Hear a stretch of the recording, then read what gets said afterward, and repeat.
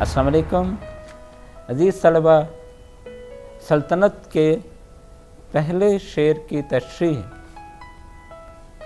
इस वक्त की जा रही है और ये पूरा लेक्चर होगा सिर्फ एक शेर पर, होगा छोटा सा लेकिन एक शेर ही होगा।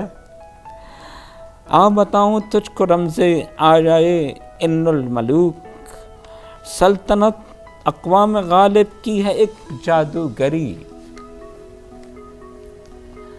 इस एक शेर के हवाले से कुछ बातों की वजाहत की जाए और ये बहुत बामानी और ये कहिए कि हफ्त पहलू शेर है। इसकी वजाहत और इसकी तलमीहात लातादाद हैं। पहली बात यह कि ये हज़रत ख़िज़र अलैहिस्सलाम जवाब दे रहे हैं। इक़बाल ने उनसे पूछा है कि ये सल्तनत क्या है, और ख़िज़र ये फरमाते हैं कि मैं तुझे बताता हूँ कि सल्तनत क्या है, और सल्तनत के हुक्मरानों के हवाले से कुरान पाक की एक आयत की वजाहत करता हूँ। आयत है सूरह नमल की, जिसमें मलका सबा और हज़रत सलमान अलैहिस्सलाम का ज़िक्र है। ये वाक़या और ये आयत इन्नुल मलूक जहाँ से जिसकी इब्तिदा हो रही है, ये आयत बुनियादी तौर पर मलका सबा का जवाब है या उसका इजहार है। जब हज़रत सलमान अलैहिस्सलाम ने मलका सबा को ये हुक्म दिया कि तुम अताअत करो, और उस मलिका ने अपने दरबारियों को बुलाया और हज़रत सलमान का ख़त उनके सामने पेश किया, तो दरबारियों का, उनके सरदारों का कॉन्सेंसस ये था कि हम लड़ेंगे। लेकिन मलका सबा ने जवाब ये दिया कि जहाँ तक मुझे मालूम है कि सलमान एक बहुत अजीम बादशाह हैं। याद रखिए कि इस लम्हे तक मलका सबा को हज़रत सलमान की असमत, बड़ाई, उनकी बुजुर्गी, उनका तर्ज हुकूमत कुछ नहीं मालूम। उनका नबी होना उसके इल्म में नहीं है। वो सिर्फ एक बादशाह के हवाले से, एक अजीम बादशाह के हवाले से तबसरा ये कर रही है कि जब बादशाह किसी बस्ती में दाखिल होते हैं तो वो उसके नेक या बड़े लोगों को जलील व ख़ार कर देते हैं, और बादशाह हमेशा अपने ज़ौम में ऐसा ही करते हैं। देखिए, यहाँ पर अल्लाह ताला ने बादशाहों की या मुक़्तदर तबक़ात की नफ्सियात इस आयत के ज़रिए बयान कर दी। बात ये की जा रही है, कही जा रही है कि हुक्मरान वो एक हो या हुक्मरान तबका हो, क्लास, जब इक़्तिदार एक शख्स या एक गिरोह के हाथ में आ जाता है तो फिर उसकी एक नफ्सियात एक मखसूस सांचे में ढल जाती है। अब ये गिरोह बैरूनी हो, कोई बाहर की एक्सटर्नल ताकत आकर मुल्क पर कब्ज़ा कर ले, या उस मुल्क का अपना ही कोई तबका उठकर हुकूमत में कब्ज़ा कर ले। जब वो एब्सोल्यूट पावर की तरफ आ गया, एक मुकम्मल इक़्तिदार में आ गया, तो फिर उसकी एक नफ्सियात होगी। वो एक ख़ास अंदाज में सोचेगा कि जहाँ अपना मफाद, अपनी हुकूमत, अपना इक़्तिदार सबसे अहम हो जाएगा, और आम लोगों की भलाई, खैर ख़्वाही, आम लोगों के लिए ان کی زندگی کو بہتر بنانے کی خواہش موجود نہیں ہوگی۔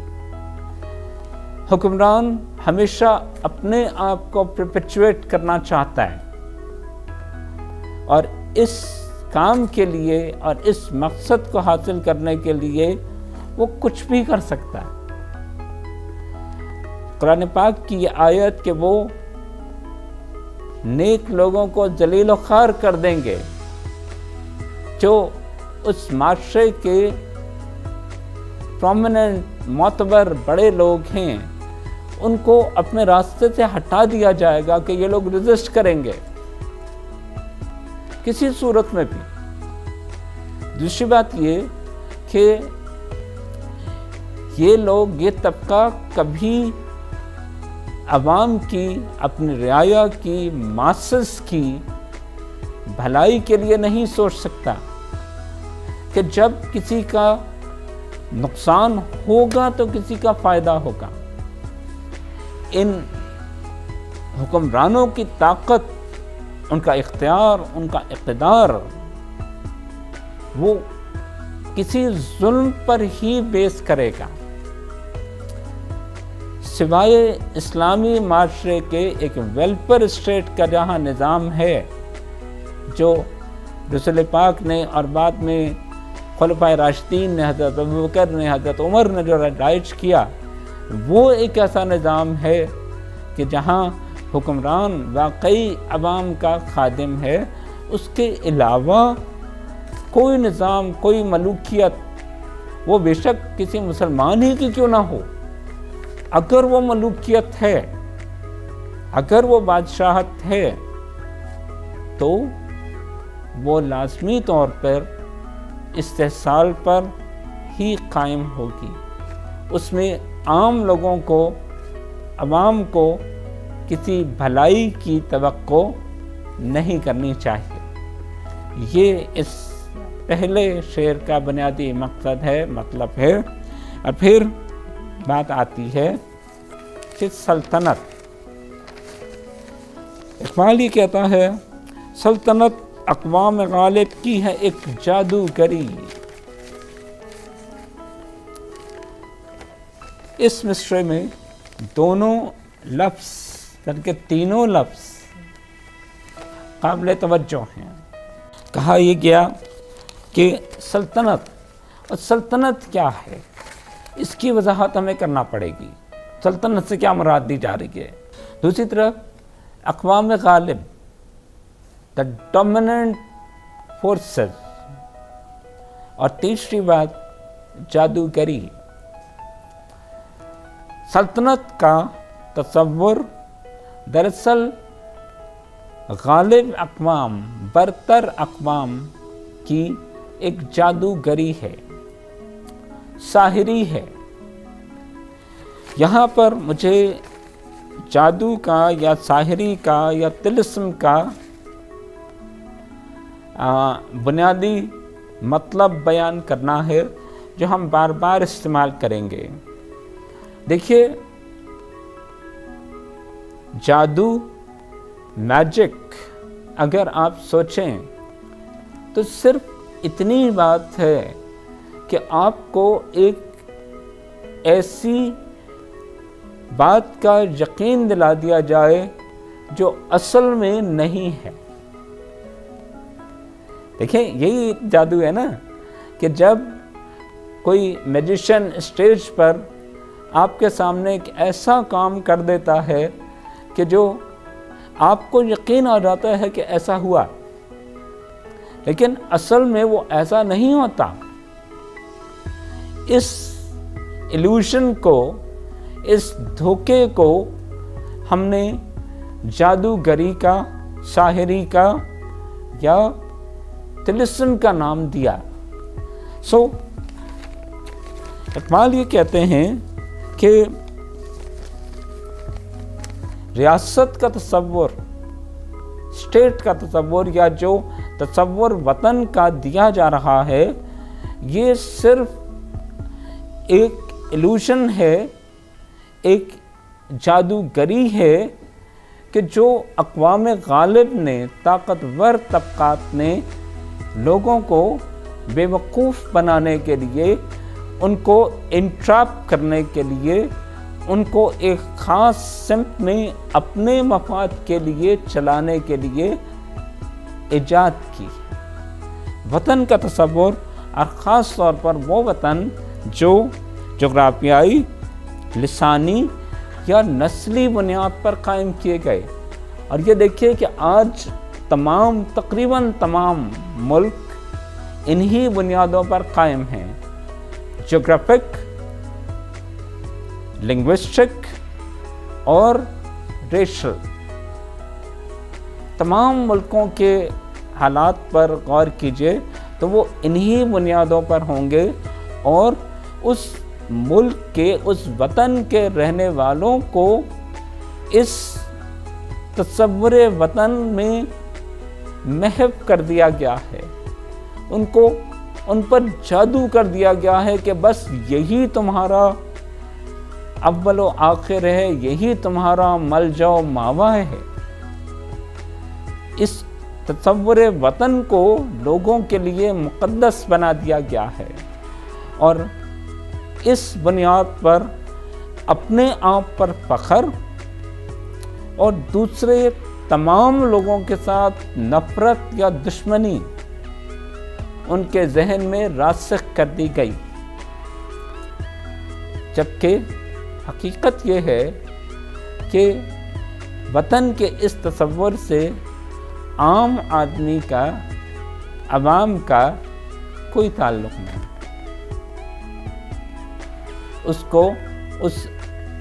میں سیاسی یا ملکی حوالے سے بات نہیں کر رہا، میں ایک عام شخص کی سوچ کی یا اس کی ضروریات کی بات کر رہا ہوں۔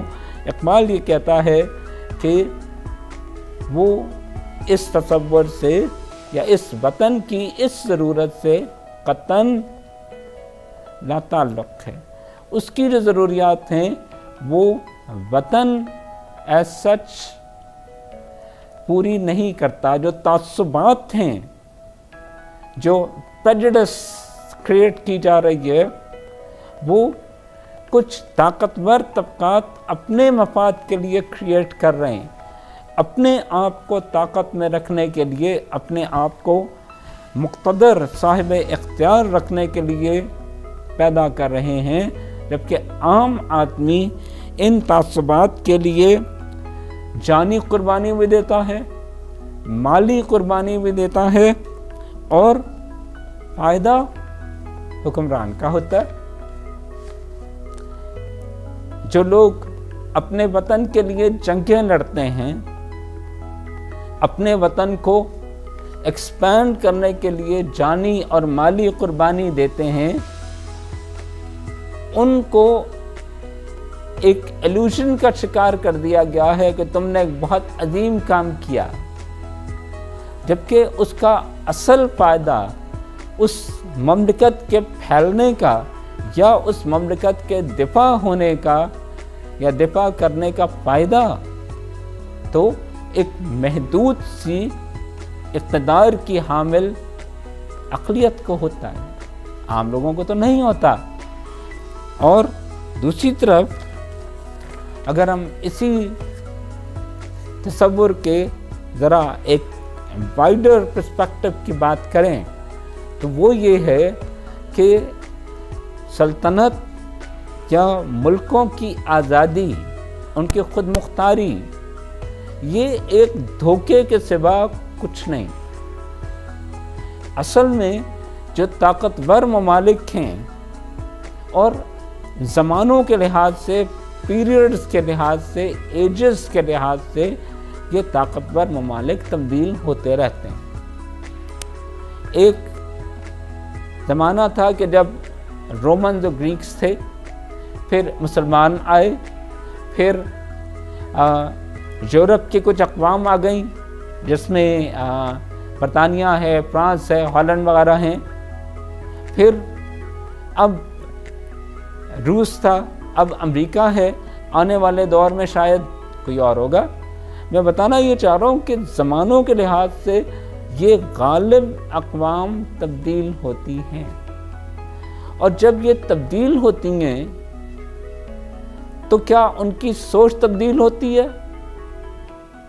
اقبال یہ کہتا ہے کہ ایسا نہیں ہے. جو بھی ڈومیننٹ فورس ہوگی وہ اپنے آپ کو مستقل کرنا چاہے گی، اپنی ترجیحات نافذ کرنا چاہے گی. جب مسلمان تھے تو مسلمان اپنی ترجیحات نافذ کر رہے تھے، جب اور آج دوسرے ہیں تو وہ اپنی ترجیحات نافذ کر رہے ہیں. اور کوئی اور کمزور ملک کہنے کو وہ آزاد ہو سکتا ہے، لیکن وہ اپنی سوچ میں، اپنے عمل میں، اپنے اختیار میں آزاد نہیں. اس پر اس غالب اقوام کا اگر براہ راست نہیں تو بالواسطہ غلبہ ضرور ہے. اس لیے یہ کہا گیا کہ سلطنت اقوام غالب کی ہے ایک جادوگری. یہ وطن کا تصور، یہ ملک کا تصور، یہ صرف اقوام عالم نے یا اقوام غالب نے اپنے مفاد کے لیے، اس بین الاقوامی حکمران طبقے نے اپنے مفاد کے لیے پیش کیا ہے یا اس کو پرپیچویٹ کیا ہے. اور اصل بات یہ ہے کہ یہ تصور ملک یا تصور سلطنت ملت کے تصور کی نفی ہے. اسلامی امہ کا جو تصور ہے اس کی نفی ہے، اس کے خلاف ہے. اس لیے اقبال اسے اقوام غالب کی ایک جادوگری کہتے ہیں. بہت شکریہ. اللہ حافظ.